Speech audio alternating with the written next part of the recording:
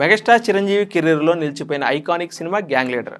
మే 9, 1991 విడుదలైన ఈ block buster movie 35 ఏళ్ళు పూర్తి చేసుకున్న సందర్భంగా దీని వెనుక ఉన్న కొన్ని ప్రధాన ఆసక్తికరాల విషయాలంటే ఇప్పుడు చూద్దాం. విజయ్ బాబినేడు మొదట నాగబాబుతో బొమ్మరిల్లు 1978 తరహా ఫ్యామిలీ డ్రామా తీయాలనుకుని అరే ఓ సాంబా అనే టైటిల్ అనుకున్నారు. కానీ ఆ ప్రాజెక్ట్ పట్టాలెక్కలేదు.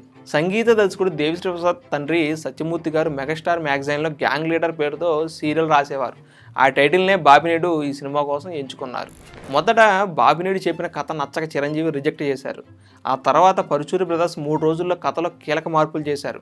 హీరో సోదరుడు మురళీమోహన్ స్నేహితులు ఒకేసారి చనిపోయేలా ఉన్న సీన్ను మార్చి డ్రామాను పెంచడంతో చిరు ఆ సినిమాకు ఒప్పుకున్నారు. మీ మాటల మాయాజాలంలో పడిపోకుండా ఇంటికి వెళ్ళాక మళ్ళీ వింటాను అని అరవింద్ సరదాగా అన్నారట. బాక్స్ ఆఫీస్ రికార్డులు ఎలానో చూద్దాం. 50కి పైగా థియేటర్లలో 100 రోజులు ప్రదర్శితమైంది. హైదరాబాద్ సుదర్శన్ థియేటర్లో ఏకంగా 162 రోజులు ఆడింది. హెలికాప్టర్ రేంజ్ వేడుకలు జరిగినాయి అప్పట్లో. 100 రోజుల వేడుకలను తిరుపతి, విజయవాడ, ఏలూరు, హైదరాబాద్లలో ఒకేసారి నిర్వహించారు. చిరంజీవి అండ్ టీం హెలికాప్టర్లో కేంద్రాలకు వెళ్ళడం అప్పట్లో పెద్ద సంచలనం. రవితేజ మరియు సాయి కుమార్ దీనికి తమిళ డబ్బింగ్ వెర్షన్లో చెప్పారు. హిందీ రీమేక్ ఆజ్కా గుండారాజులో తెలుగులో దుర్గబాబు చేసిన ఫ్రెండ్ క్యారెక్టర్ను మాస్ మహారాజా రవితేజ చేశారు.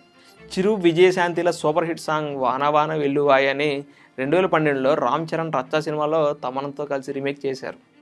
సో మరి మీకు ఏమైనా జ్ఞాపకాలు ఉన్నాయా ఆ సినిమా అప్పుడు? వీడియోని లైక్ కొట్టి కింద కామెంట్స్లో చెప్పండి.